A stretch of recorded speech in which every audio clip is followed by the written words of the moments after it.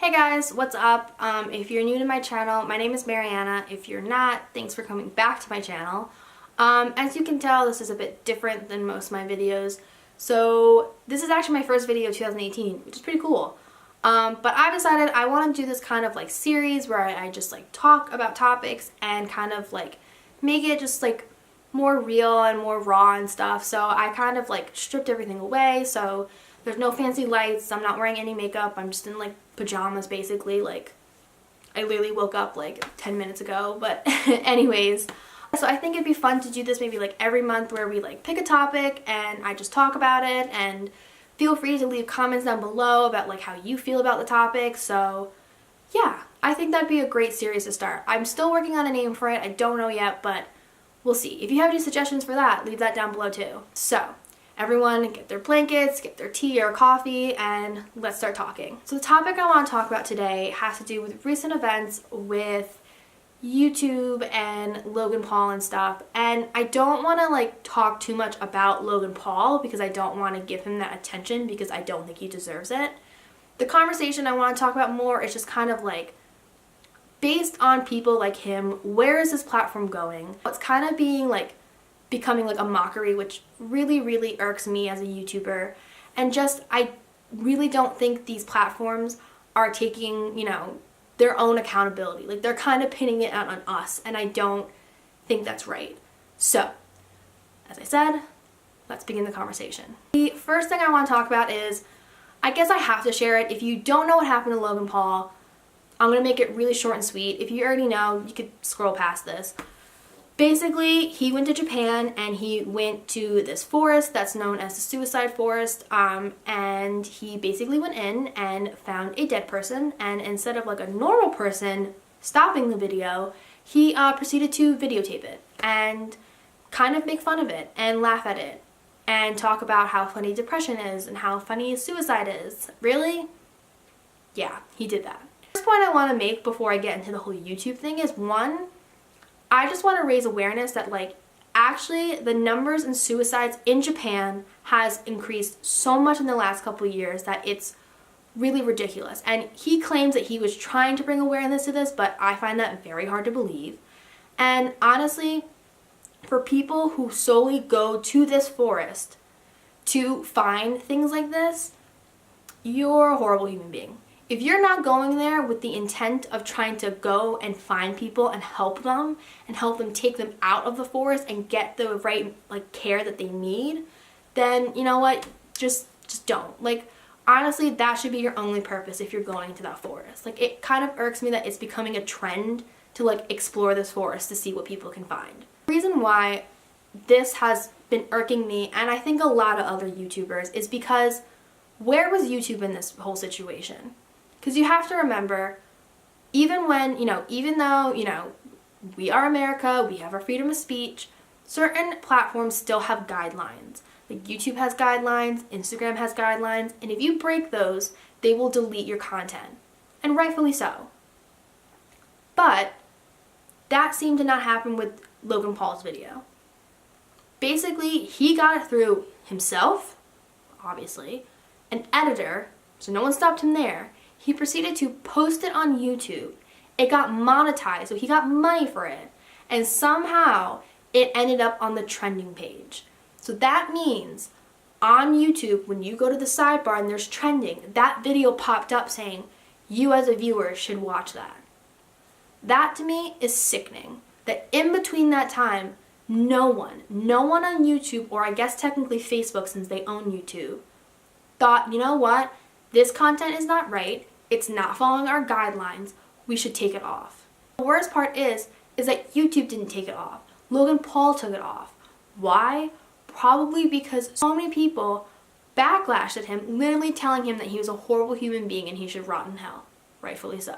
I think that's where the anger comes from a lot of YouTubers like myself, where it's like, it just doesn't make sense that YouTube wasn't monitoring this and wasn't following their own guidelines solely because he's a big YouTuber who makes a lot of money for them and a lot of traction for them. And that's not right that this content made it onto YouTube and made it so that people could see it. Kind of good aspect of this is that it does bring that awareness that these platforms are not using their powers correctly.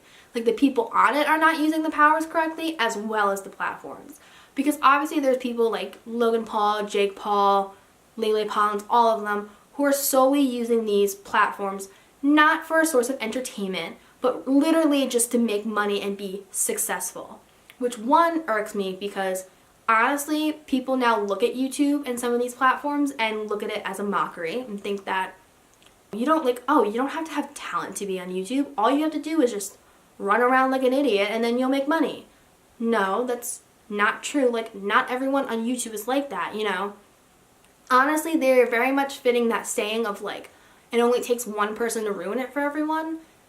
That's basically what they're doing. They have ruined YouTube in the sense where now everyone thinks that if you go on YouTube, you're doing it to be like the next Logan Paul and try to make like so much money. Like, that is not the motive at all for half of these YouTubers. They're solely using this platform to project their talent, to project their creativity, to help people. And it's being completely made fun of and belittled thanks to people like Logan Paul and Jake Paul. Saying before, yes, there are people like them who are abusing the power, but then there are also the platforms that I feel like are abusing the power. Because if they're actually following their monitoring guidelines, so much of the content that these people put out there would be gone, taken off. But no, they're not. And why? Because it's these people that bring views and money to these platforms, so they don't want to take them off. And I personally don't think that's right. And I'm not pointing fingers directly at YouTube. All social platforms do this. Like, I think Instagram does this all the time. If you look at Instagram, for example, one guideline is that like they're not allowed to show nudity. Which, alright, I get, which I mean, I don't fully believe in it, because I don't think this whole like mindset of being like borderline scared of nudity is right. Like, it's a body, it's a human body. Like, you should embrace it no matter what, but I'm not gonna get into that. It seems right to me that, you know, like, I follow like a lot of Instagrammers who talk about body positivity and like, you know, being just so fluid with your sexuality and who you are as a person, and that you should love yourself and no more slut shaming and all these things. And a lot of times they'll post these things and it'll get taken down. But people like Lele Pons and other comedians can make videos of women half naked being objectified, sexualized, and borderline like insinuating rape. But that's okay, because, you know, like, their nipples aren't showing, so it's fine. Like, that to me is not right. Like, I'd rather see a picture of bare breasts than instead of one of these stupid comedy videos where literally they're insinuating rape. Obviously, these platforms need to reevaluate how they monitor, to monitor it better, and to kind of make new guidelines that honestly are more proactive, that are more on the point of saying you can't talk about these things, you can't show these things, because you shouldn't. You honestly shouldn't. And it's, to me, it's not censorship. It's not censoring these YouTubers. It's clearly saying, you know what? You have a power that influences so many young people. The last thing you should be talking to them about is basically how rape is okay. Basically what some of these like comedy videos are showing. And they're not even funny. That's the worst part, is that they're not even funny. They're so predictable. Like, if you went to Lele Pons' Instagram right now, I bet you the first 3 videos are, let me guess, her dancing, which she can't do, or some like blank versus blank, like a friend versus like a best friend. But they're not relatable. Like, that's not accurate. That's not relatable. Like, it doesn't happen to real people. Like, as I said before, literally it's just them acting like idiots, and for some reason we find that entertaining, and then we just continually view these videos over and over again. Like, it's really, it's sickening. It's so annoying to me. The last couple things like off of this that I want to talk about is that I think if you're gonna take anything away from this, it's just be aware of what younger people around you are watching. I think a lot of people can relate to me where I'm one of the more older kids in my family. For me, it's only me and my sister, but in my whole family wise, me and my sister and my one other cousin are the oldest. Everyone else is basically below the age of 13. So all of these kids have iPhones and have easy access to the internet and probably are watching these videos. Like, I can testify in saying that, like, I have YouTubers that I like where I have notifications on them. And when they post a video, I 9 out of 10 times stop everything and watch the video. So just imagine if you had a niece or a nephew or a young sibling who has Logan Paul on their notifications, gets the notification that he posted that video and watches it.